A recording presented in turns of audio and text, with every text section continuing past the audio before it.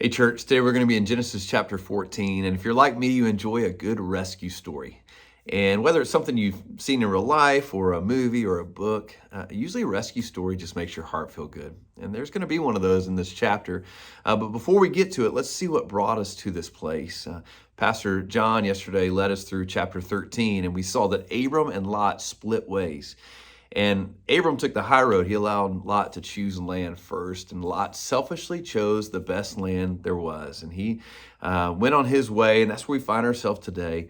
And there's battle in the land. Matter of fact, it's the first time that war has been written of, documented of, and plenty of kings' names here, lots of nations involved.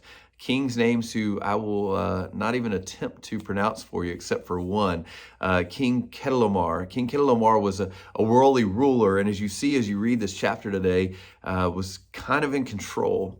Two of the kings that fell under his control were the kings of Sodom and Gomorrah, familiar names for you. And they finally make this alliance with three other kings and nations, and they wage war against King Chedorlaomer and three other kings. And so on paper, 5 against 4, you would think that they had a chance, but King Chedorlaomer and the others are able to overtake them. And this is happening in the Siddim Valley, and in the valley, there are these asphalt pits or tar pits. And the Bible says that the kings of Sodom and Gomorrah, they fled and they fell into these pits. And that can actually just mean that they literally humiliated themselves. They hid in those pits.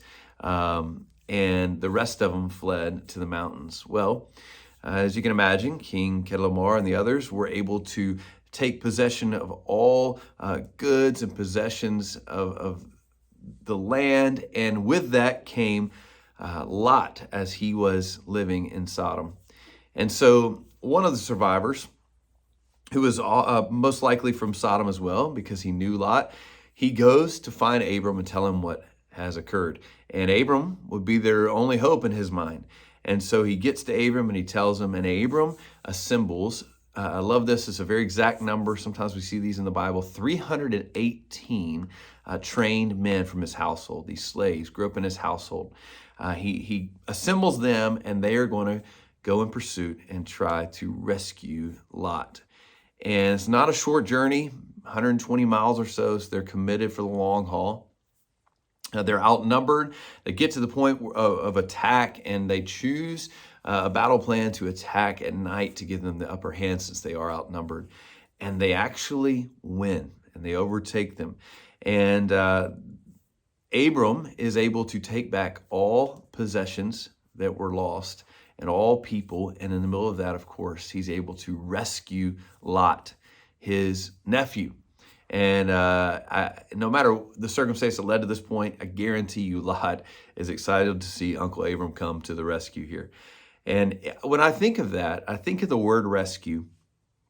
As great a story that is, I can only think of the greatest rescue that we know. And that's the fact that Jesus came to rescue us, to rescue you, to rescue me. He did it in the greatest measure possible by dying for you and for me. And so today, as you spend some time reading this, just meditating on it throughout the day, maybe that word just resounds with you, rescue, and you remember what Jesus has done for you. Have a great day.